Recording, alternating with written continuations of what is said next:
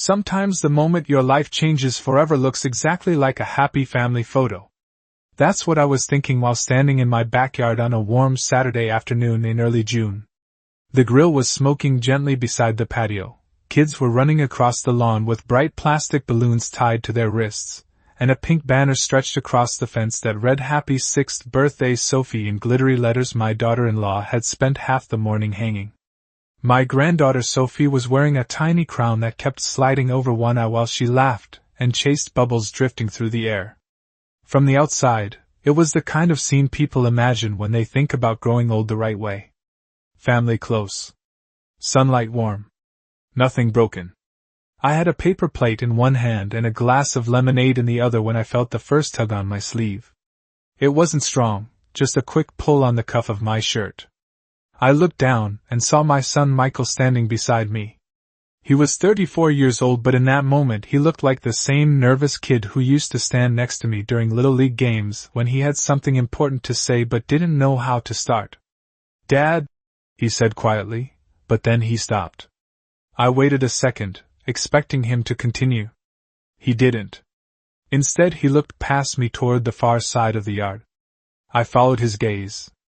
Across the lawn, near the folding tables covered with red plastic cups and bowls of potato salad, my wife Laura was laughing with a small group of guests. Her hand rested lightly on the arm of a tall man I didn't recognize. At first I didn't think anything of it. Birthday parties bring friends of friends, neighbors, coworkers, people you've never met before. Still, something about Michael's expression didn't match the easy summer afternoon around us. "You okay?" I asked. He nodded too quickly. Yeah, I'm fine." Then his fingers tightened on my sleeve again. A second tug. Slightly harder this time. I gave a small laugh and tried to lighten the moment. "Son, you've pulled my sleeve twice in 30 seconds. Either you're about to tell me the grill's on fire or you've got something important on your mind." Michael didn't laugh. He kept looking toward the yard, toward Laura and the man standing beside her. The sunlight caught her hair as she tilted her head back, smiling at something he said. It was the same smile I had seen across dinner tables and vacation photos for more than 3 decades. A smile that had always meant home. Michael leaned closer to me, his voice barely above the music playing from the speakers on the porch. "Dad, stop smiling for a second," he said quietly. "Just look at Mom." And that was when I felt his hand pull my sleeve for the third time, and something inside my chest told me that whatever my son was about to say was going to change the rest of my life. I kept looking at Laura across the yard, trying to understand why my son sounded so tense about something that looked so ordinary. The music on the porch shifted to an old pop song from the 1990s, the kind people clap along to without thinking, and a group of Sophie's friends ran past us chasing a bright red balloon that had slipped from someone's hand. The balloon drifted upward slowly, climbing above the maple tree near the fence before disappearing into the blue afternoon sky. Everything about the scene felt warm and normal. Everything except my son's hand still gripping the sleeve of my shirt. I turned back to him. "Michael," I said quietly, "you are starting to worry me." His jaw tightened slightly, the way it does when he is trying to decide whether to say something difficult. He glanced again toward the tables across the lawn where Laura was standing beside the tall man. The two of them were talking close enough that they had to lean toward each other to hear over the music and the laughter. From where we stood, the man looked to be around my age, maybe a little younger, with dark hair and a pressed blue shirt that suggested he had come straight from some kind of office job. He held a plastic cup in one hand and nodded while Laura spoke. "Do you know him?" Michael asked. I shook my head slowly. "I assumed he was someone from your wife's side of the family, or maybe a neighbor I have not met yet." Michael did not answer right away. The silence between us stretched long enough for a gust of wind to ripple the birthday banner on the fence. Sophie was now sitting at a small folding table with 3 of her friends, carefully arranging sprinkles on top of cupcakes while my daughter-in-law tried to keep the frosting from getting everywhere. I could hear Sophie's laugh clearly above the music. That sound alone should have been enough to make the day perfect. Michael pulled my sleeve again, softer this time, almost like he regretted doing it. "Dad," he said quietly. I need you to come inside with me for a minute. I raised an eyebrow. Inside the house? Right now? He nodded. Just for a minute. I glanced back across the yard one more time. Laura had shifted slightly closer to the man, and was listening while he spoke. She smiled again, the same relaxed smile she had worn all afternoon. There was nothing dramatic about it, nothing that would make a stranger think anything unusual was happening. Yet something in my son's voice made the moment feel heavier than it should have been. If this is about the grill, I said gently, I promise you I can handle burned hamburgers. Michael shook his head. It is not the grill. His eyes met mine for the first time since he had grabbed my sleeve. They looked tired, the kind of tired that comes from carrying a secret too long. Please, Dad, he said. Just trust me for a minute. I set my paper plate down on the patio table beside us and wiped my hands on a napkin. The music, the laughter, the sunlight, all of it stayed behind us as Michael led the way toward the back door of the house. I did not know why we were leaving the party that I had helped plan for weeks, but as I followed him across the patio I could not shake the strange feeling that whatever waited inside that quiet house was going to explain why my son had been pulling my sleeve all afternoon. The moment we stepped inside the house, the sound of the party behind us changed. Outside there was music, laughter, the clatter of plastic plates and children running across the grass. Inside there was only quiet. The air conditioning hummed softly through the vents, and the living room smelled faintly like the vanilla candles Laura always kept on the shelf by the window. Michael closed the back door gently, careful not to let it slam. Through the glass I could still see the yard, the colorful balloons tied to the fence posts, and Sophie spinning in circles with two of her friends, while my daughter-in-law tried to organize the cake table. For a second I wondered if we were about to talk about something small. Maybe a problem at work. Maybe money. Maybe something he did not want to discuss in front of everyone. But Michael did not sit down. Instead he walked across the living room toward the hallway that led to my small home office. I followed him, my footsteps slow against the hardwood floor. The house felt strangely different with the party happening just a few yards away outside. Like standing in the quiet hallway of a theater while a movie played loudly on the other side of the wall. Michael stepped into the office and turned around once I entered. Then he did something that made the room feel even smaller. He reached back and quietly pushed the door closed. Michael, I said calmly.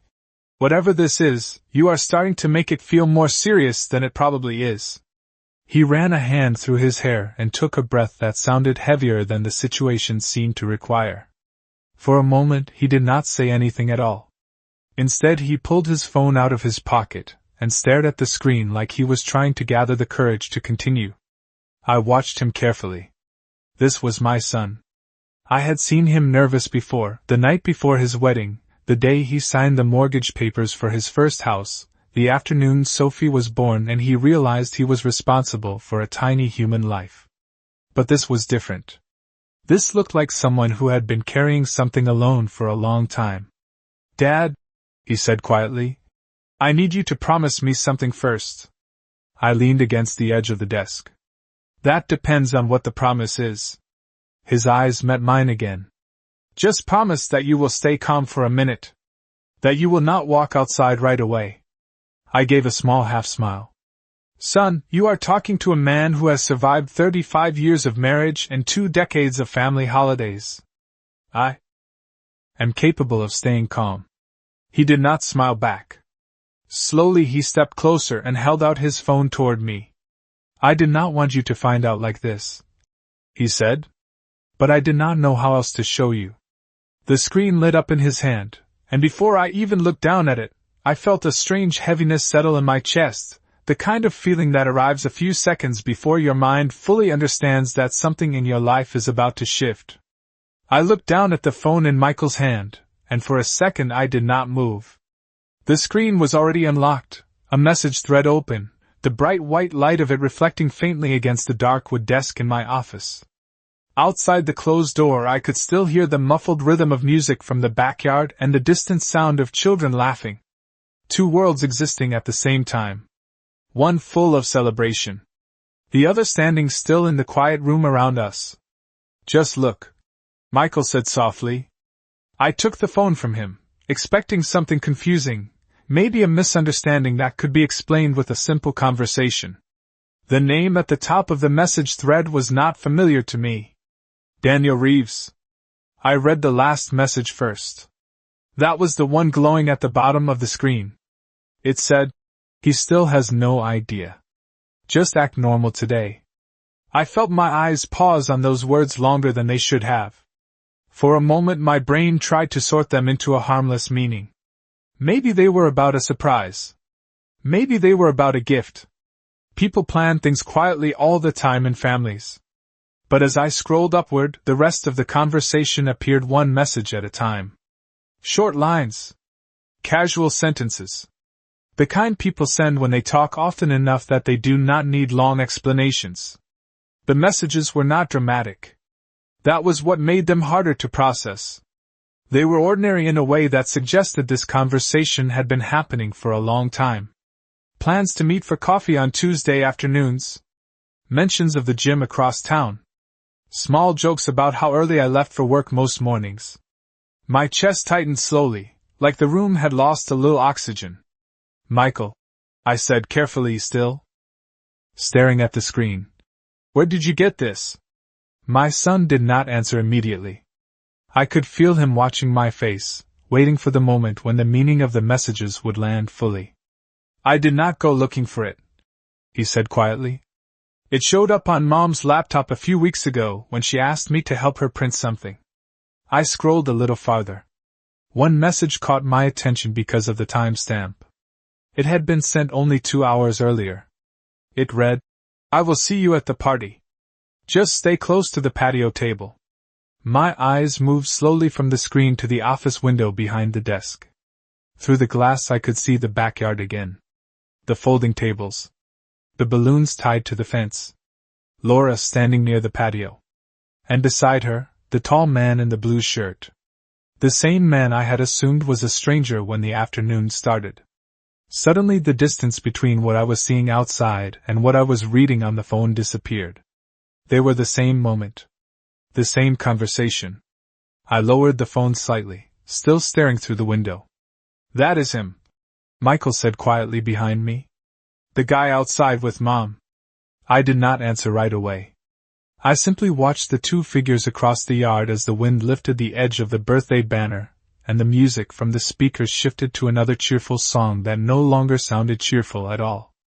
I kept staring through the office window, the phone still in my hand, trying to make sense of a reality that suddenly felt like it had shifted a few inches out of alignment.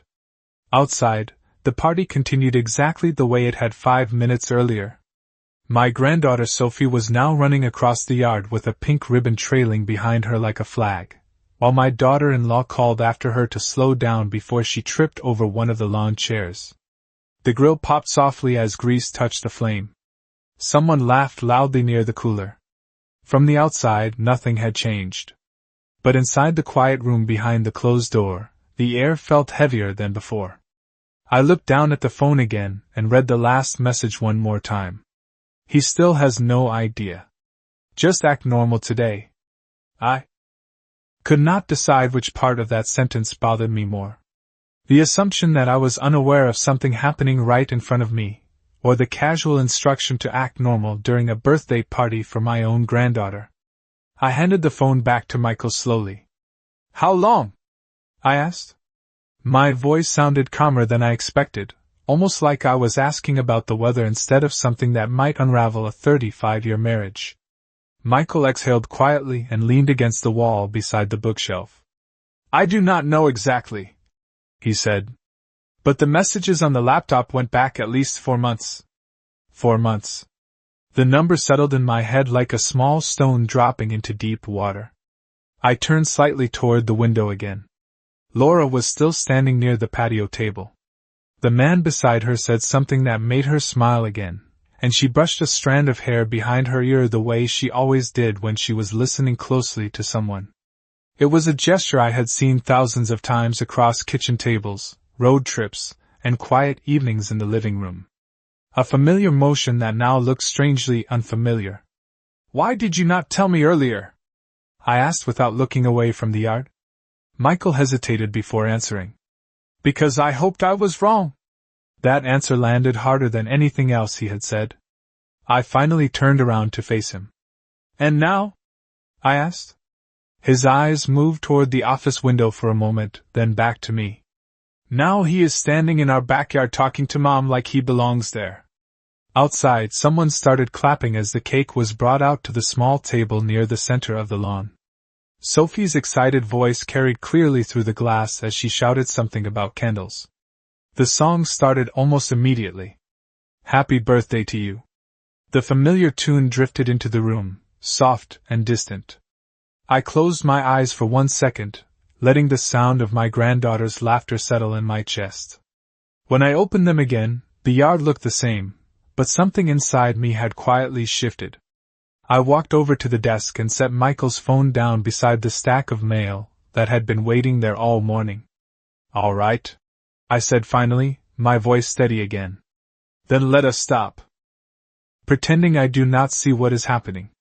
Michael straightened slightly. Dad, what are you going to do?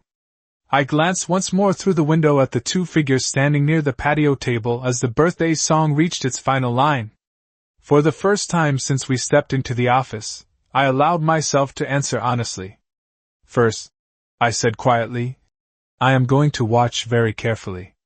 For a few seconds neither of us moved. The birthday song outside reached the final cheerful line and a burst of clapping followed. Through the office window I watched Sophie lean forward and blow out the candles while the wind pushed the balloon strings gently against the fence. People cheered. Someone shouted that she had done it in one breath. It should have been one of those small perfect family moments you remember for years. Instead I found myself studying the patio table where Laura and the tall man were still standing side by side. They joined the applause with everyone else, smiling like nothing in the world was out of place. I took a slow breath and walked closer to the window. Michael stayed near the office door, giving me the quiet space to think. I rested my hand on the edge of the desk and looked more carefully at the man outside. Up close through the glass he looked comfortable, relaxed in a way that suggested he had been around before. Not the awkward posture of a guest who does not know where to stand. He laughed with my neighbor Tom and accepted a slice of cake when my daughter-in-law handed out plates. Laura stood close enough that their shoulders almost touched when they leaned toward the table. It was a small detail, but once you notice something like that it becomes impossible to ignore. I spoke without turning around. What did you say his name was? Michael answered quietly behind me. Daniel Reeves. I repeated the name in my head once, letting it settle there. Daniel Reeves. A stranger who somehow knew my work schedule well enough to joke about it in text messages. A stranger who had been comfortable enough to walk into my backyard during my granddaughter's birthday party. Outside, Sophie ran toward Laura holding a cupcake covered in pink frosting. Laura bent down and hugged her, laughing when the frosting smudged slightly onto her sleeve. The moment looked warm and genuine. Watching it made my chest tighten in a different way. Because whatever was happening between Laura and that man, Sophie still saw her grandmother the same way she always had. Children do not understand the quiet fractures adults create around them. Michael stepped closer to the window beside me. Dad, he said gently, you do not have to go out there right now. I shook my head slowly. No. Not yet. I kept watching the scene unfold in the yard. Daniel Reeves took a small step away from the table, speaking to another guest while Laura wiped frosting from Sophie's hands with a napkin. For a moment the two of them were not even standing near each other anymore. If I had walked outside right then without seeing those messages, nothing about the scene would have seemed suspicious. That was the strange part. Everything looked ordinary until you knew where to look. I folded my arms and leaned slightly against the wall beside the window. You were right about one thing, I said quietly. Michael glanced toward me. What is that? I kept my eyes on the yard as the breeze lifted the edge of the birthday banner again. Whatever this is, I said, it did not start today. For the next minute neither of us spoke. We simply stood there in the quiet office, watching a birthday party continue through the glass like it belonged to another world. Outside, Sophie was opening presents now. Bright wrapping paper scattered across the grass while the other kids leaned in close to see what she had received. My daughter-in-law knelt beside her with a camera, taking pictures as Sophie held up a small pink bicycle helmet and shouted something excited that I could not quite hear through the window. The moment looked warm, ordinary, the kind of memory families keep for decades. Yet every time my eyes drifted back to Laura and the man standing near the patio table, the messages on Michael's phone replayed in my mind like a quiet echo. He still has no idea. Just act normal today. Michael shifted his weight beside me. Dad, he said carefully, there is something else you should know. I turned slightly toward him. His expression had the same cautious look it had when he first pulled my sleeve in the yard. Go ahead, I said. He took a slow breath before continuing. I did not just see messages. I saw a few photos in the message thread too. The words did not hit like a sudden explosion. Instead they settled slowly, the way cold air slips under a door. Photos, I repeated. Michael nodded once. Nothing dramatic. Just the two of them together at a coffee shop. Once at the gym. Once in a parking lot outside a bookstore. I listened quietly. He continued. They were taken weeks apart. Different days. Different clothes. It looked like they met regularly. I looked back toward the yard again. Daniel Reeves had moved slightly closer to the cooler now, talking with two of my neighbors about something that made them laugh. If you saw the scene without context, you would assume he had known everyone for years. The strange thing about betrayal is how normal it often looks from the outside. There are no flashing signs. No dramatic music. Just small ordinary moments that quietly connect once you know where to look. I folded my arms and studied the yard again. Laura was now helping Sophie open another gift, carefully peeling tape from the wrapping paper so Sophie could reuse the paper the way she liked to do. It was a habit Laura had always encouraged. Waste nothing if you can help it. The memory made me smile faintly for a second before it faded. Michael spoke again, his voice lower this time. Dad, I was hoping it would stop. I thought maybe it was something that had already ended. But when I saw him walk into the yard today, he did not finish the sentence. He did not need to. I understood what he meant. If Daniel Reeves felt comfortable enough to attend a family birthday party, then whatever had been happening between him and Laura had not ended quietly weeks ago. I let out a slow breath and looked around the office for a moment. The room was full of ordinary things. My desk. A stack of unopened mail. A framed photo of Laura and me taken during a trip to Colorado 10 years earlier. We were standing in front of a mountain lake, both of us smiling into the sun like people who believed the future was simple. I picked up the frame and studied it for a second before placing it back on the desk. Then I turned toward Michael again. All right, I said calmly. Let us assume everything you saw is exactly what it looks like. He watched me carefully. What does that mean? I glanced once more through the office window toward the backyard where Laura and Daniel Reeves now stood only a few feet apart again as guests gathered for more cake. It means, I said quietly, we are about to find out how normal they think today still is. Michael did not answer right away after I said that.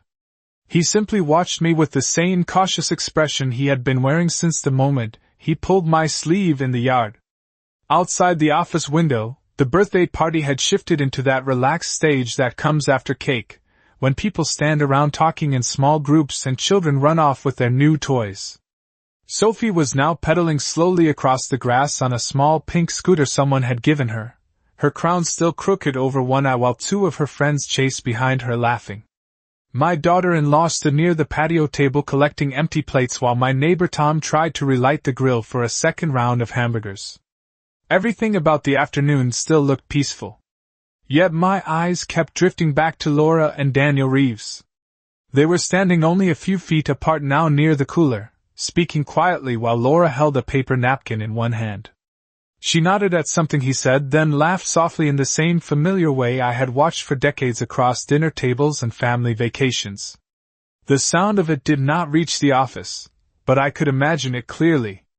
Michael finally broke the silence behind me. Dad, you do not have to do anything today. We could wait. You could talk to her tonight after everyone leaves. I considered that for a moment without taking my eyes off the yard.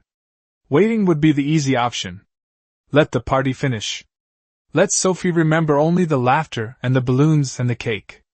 Pretend nothing had shifted until the house was quiet again. But the messages on Michael's phone had already changed the afternoon, whether anyone else knew it or not. I turned slowly away from the window and looked at my son. Tell me something honestly, I said. If you had not shown me those messages, what would I be doing right now? Michael hesitated before answering. Probably handing out ice cream, he said. I nodded once. Exactly. I walked to the desk and picked up the phone again, staring briefly at the message thread before setting it back down. Then I straightened my shirt and moved toward the office door. Michael stepped slightly forward as if he wanted to stop me but did not. Dad, he said quietly. I paused with my hand on the doorknob. Yes? Just remember Sophie is outside. I gave a small nod. That is the only reason I am walking slowly. I opened the door and stepped back into the hallway. The sound of the party grew louder immediately, filling the house again with music and conversation. For a second I stood there listening to the ordinary rhythm of the afternoon. Then I walked toward the back door and pushed it open. Warm air and sunlight spilled into the kitchen as the backyard came back into full view. Sophie raced past the patio with her scooter, shouting something about showing Grandpa how fast she could go. I smiled at her automatically and gave a small wave. Then my eyes lifted toward the patio table where Laura and Daniel Reeves were still standing together. Neither of them had noticed me yet. For the first time since Michael pulled my sleeve earlier that afternoon, I stepped out into the yard not as a host enjoying his granddaughter's birthday party, but as a man who had just learned that the story of his own marriage might be very different from the one he thought he had been living.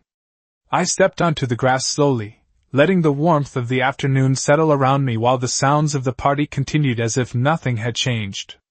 The smell of grilled hamburgers drifted through the yard, mixed with the sweetness of cake and frosting. My neighbor Tom waved from the grill and lifted a spatula in greeting. I returned the gesture with a calm nod, the kind of small polite motion you make at any normal gathering. Across the yard, Sophie was still circling on her scooter, shouting proudly every time she made a turn without falling. Her friends chased behind her, their laughter rising and falling with the breeze. For a moment I watched her carefully, reminding myself why I had not walked outside in anger or raised my voice inside the house. Children remember more than adults think they do. And today belonged to her.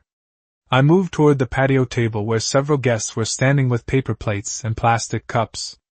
A few people greeted me as I passed, asking about the grill or complimenting the decorations Laura had picked out earlier that week. I answered each comment the way I normally would, steady and friendly, even though the messages I had read in the office were still echoing quietly in my mind. When I reached the table, Laura finally noticed me approaching. Her expression brightened instantly, the same easy smile she had given me thousands of times over the years. There you are, she said warmly. I was wondering where you disappeared to. Her voice sounded natural, relaxed, like the host of a party who had simply lost track of her husband for a few minutes. I nodded lightly and rested my hand on the back of one of the folding chairs.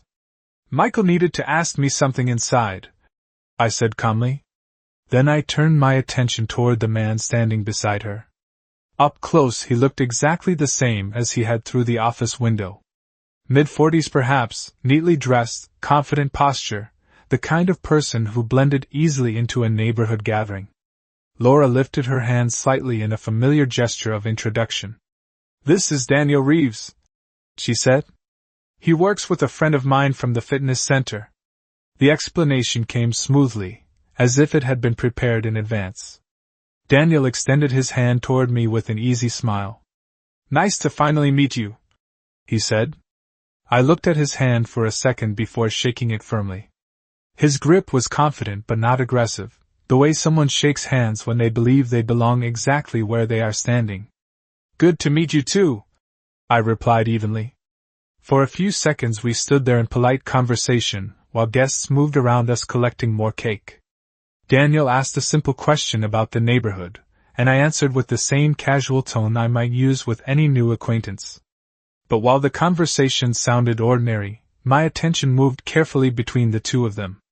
Small details. The distance between their shoulders. The way Laura glanced toward him when someone nearby made a joke. The quiet familiarity that exists between people who have spent time together before. After a moment, Sophie rushed past us again on her scooter, nearly clipping the corner of the table before stopping in front of me. "Grandpa, did you see how fast I went?" she asked proudly. I crouched down slightly and smiled at her. "I saw," I said. "You are getting faster every minute." She beamed and sped away again without waiting for another answer. When I stood up, Daniel and Laura were both watching me. And in that quiet moment between the three of us, I realized something important. They still believed the messages on that phone meant nothing to me. They still believed the afternoon was normal.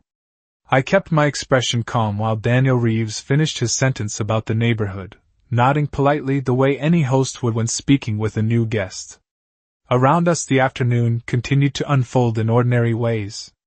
Someone turned the music down slightly. My neighbor's dog barked once from across the fence. The wind lifted the corner of the birthday banner again, making the pink letters ripple softly above the yard. Yet, while the scene remained peaceful, my attention moved carefully between Laura and the man standing beside her. It is a strange thing when a simple piece of information changes how you see familiar moments. A week earlier I might have watched the two of them laughing together, and thought nothing of it. Now every small detail carried weight. The way Daniel leaned slightly toward Laura when he spoke. The quick glance Laura gave him before answering a question from another guest. Small movements that might mean nothing to anyone else standing nearby. I reached for a plastic cup from the table and filled it with lemonade, more to give my hands something normal to do than because I wanted the drink. "So how do you know Laura?" I asked Daniel in the same relaxed tone I might use with any neighbor. Laura answered before he could. "Through the fitness center I told you about last month," she said lightly. "One of the instructors introduced us."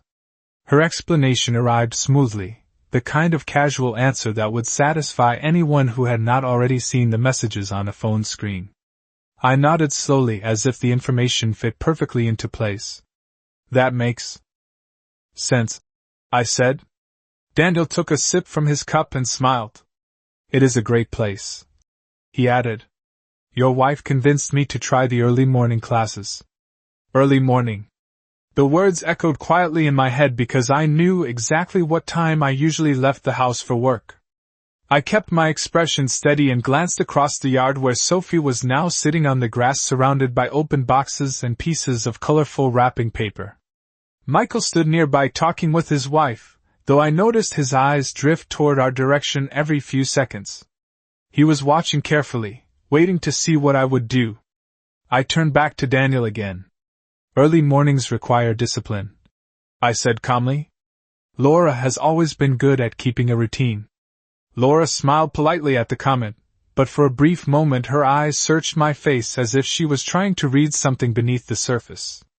Perhaps she sensed that my tone was slightly different. Or perhaps she simply wondered why I had returned from the house looking more thoughtful than before. Either way, she did not say anything else. A breeze moved through the yard again, and carried the sound of Sophie laughing loudly after someone helped her assemble a small toy kite.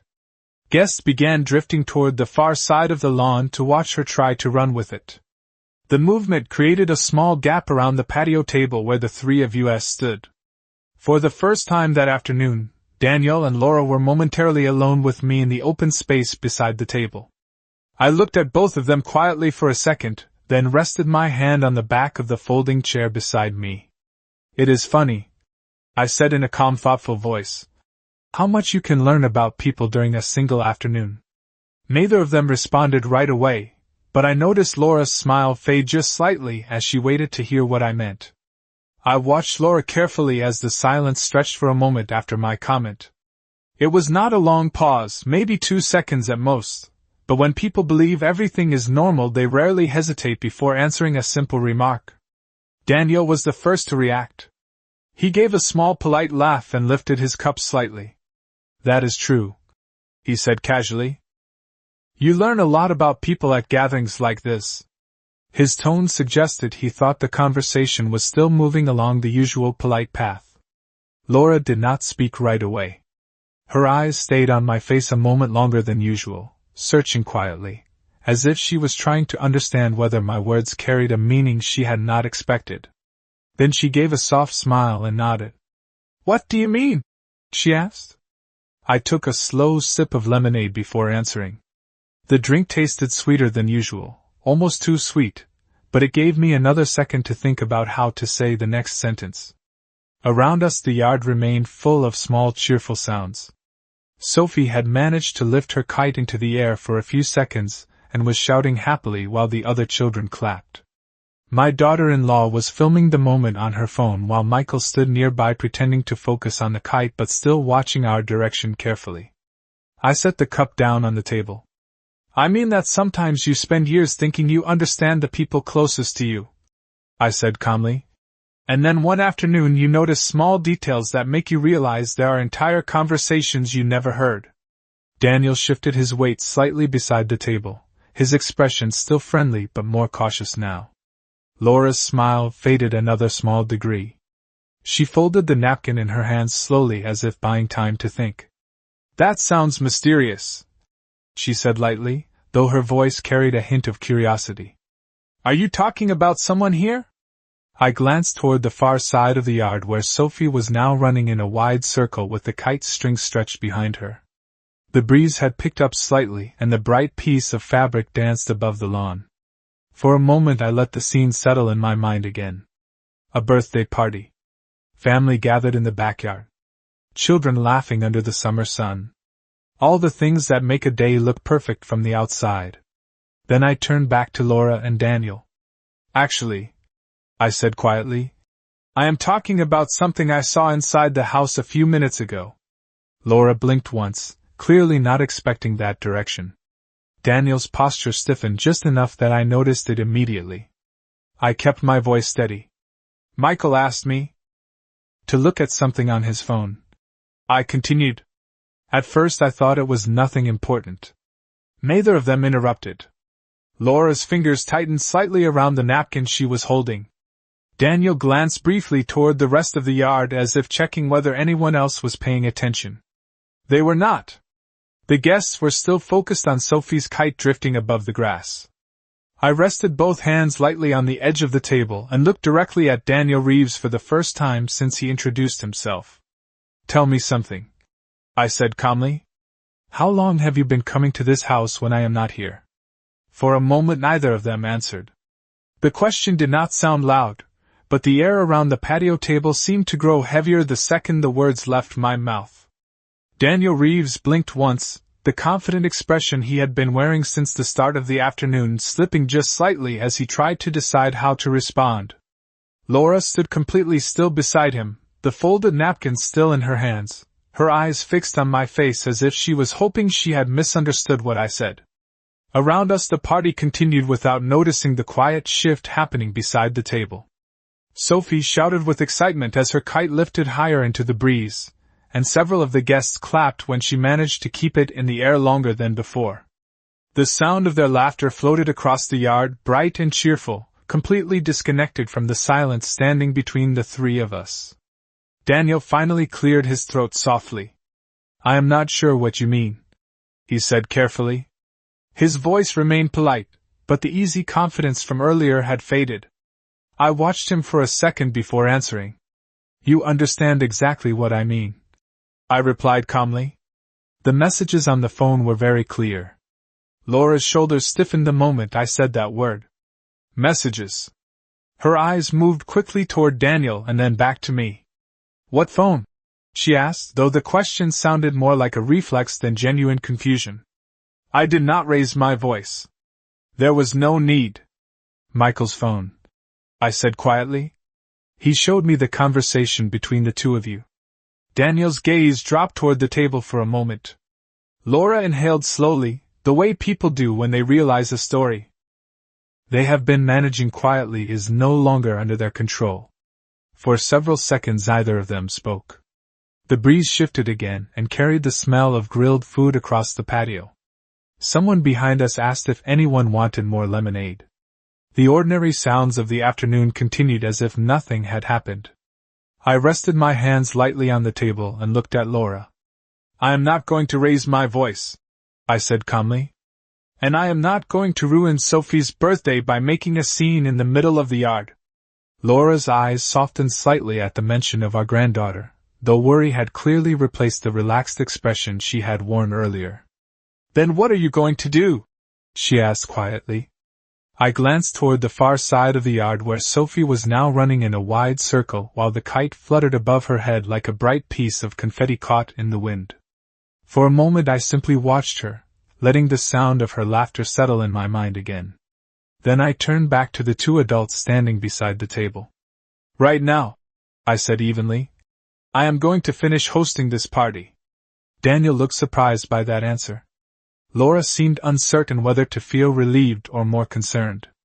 I picked up my cup of lemonade again and took a slow sip.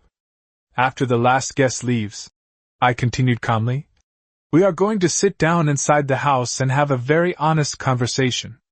I looked directly at Daniel Reeves. And you, I added quietly, will not be part of that conversation.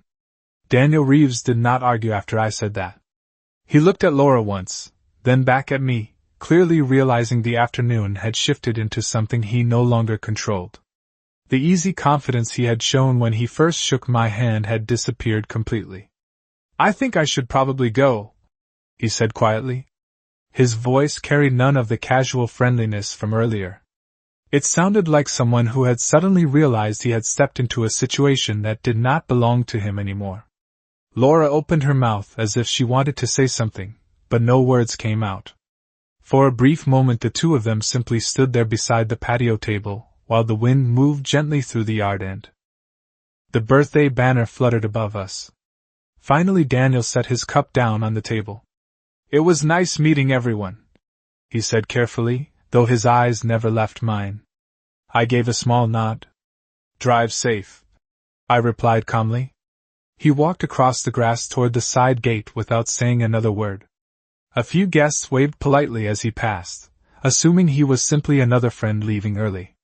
Within 30 seconds he was gone, the gate closing softly behind him. Laura remained beside the table, her hands resting against the edge of the plastic surface as she watched the empty space where he had been standing. For the first time since the party started, she looked unsure of herself.